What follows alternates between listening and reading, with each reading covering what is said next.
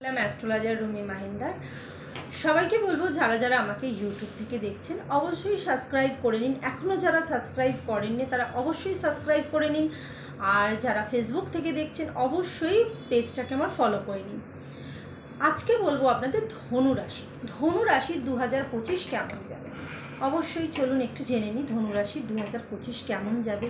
এই যে মে মাসটা না, 2025-এর মে মাসটা ধনুরাশির জাতক বা জাতিকাদের জন্য অত্যন্ত একটা শক্তিশালী মাস। এই সময় নতুন কিছু শেখা বা নতুন কিছু উদ্যোগ নেওয়ার কিন্তু ভালো সুযোগ এবং ভবিষ্যতের পরিকল্পনার জন্য কিন্তু এটা একটা উপযুক্ত টাইম। এবং যেটাই করবেন নিজের আত্মবিশ্বাসটাকে বজায় রেখে করবেন। কোনো কাজ করতে যাচ্ছেন কিন্তু নিজের মনের ওপর বিশ্বাস নেই বা ভরসা নেই, সেরকম কিন্তু করবেন না। অবশ্যই বলবো আত্মবিশ্বাসটা বিশেষ করে জরুরি। এবার আসি কর্ম এবং অর্থ। এই ধনুরাশির জাতক জাতিকাদের এই মে মাসে কর্ম আর অর্থটা কেমন যাবে। অবশ্যই ভালো কোনো চাকরির সম্ভাবনা রয়েছে। বিশেষ করে যারা প্রশাসনিক বা শিক্ষাক্ষেত্রে রয়েছেন তাদের জন্য তো নতুন কোনো সুযোগ আসতে পারে এবং ব্যবসায়ীদের জন্য নতুন কোনো চুক্তি বা নতুন কোনো ব্যবসার কিন্তু জায়গাটা আসতে পারে। এবং অর্থনৈতিকের ব্যাপারটা আমি বলবো একটু খরচের দিকটা নিজেই নজর রাখবেন, কারণ নিজেই তো উপার্জন করছেন, সেই জন্য চেষ্টা করবেন নিজের হাতে খরচটা যেন ঠিকঠাক করে হয়। খরচ যদি বেশি হয়, উপার্জন তো সামান্য কিছু থাকবে আপনার এই মাসটা, খুব বেশি যে হু হু করে আপনার উন্নতি হবে সেটা তো নয়। সেই জন্য বলবো যে চেষ্টা করবেন খরচের দিকটা যেন একটুখানি হলেও মেনটেন করার। এবার আসবো শিক্ষা এবং প্রতিযোগিতা। এবং ধনুরাশির যে জাতক বা জাতিকারা আছেন এই সময়টা কিন্তু অত্যন্ত তাদের জন্য শুভ এবং পড়াশোনাতে দেখবেন একটু মন বসছে। কোনো ভালো যারা উচ্চশিক্ষার জন্য যারা পরিকল্পনা নিচ্ছেন অবশ্যই তারা সাকসেস পাবেন।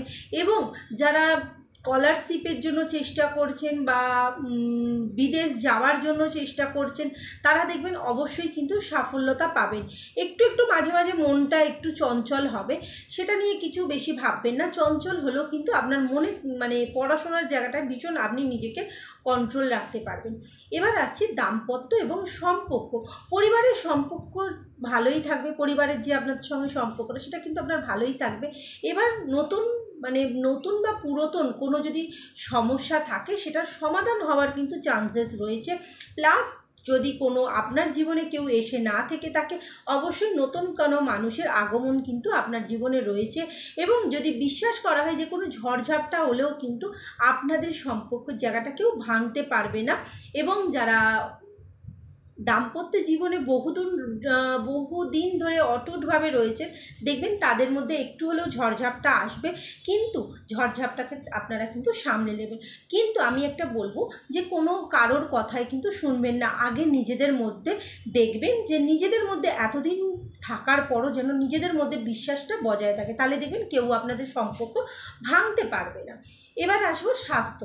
এই ধনুরাশির জাতক বা জাতিকাদের মে মাসে স্বাস্থ্যটা কেমন যাবে। স্বাস্থ্য মোটামুটিভাবে ভালো থাকবে, তবে দীর্ঘদিনের যে হাঁপানি, সাইনাস বা হাঁটুর ব্যথা যে আপনাকে কষ্ট দিচ্ছিল এখান থেকে একটুখানি হলেও আপনি কিন্তু সমাধান পাবেন বা একটুখানি হলেও কিন্তু আপনার সমস্যা কিন্তু কমবে।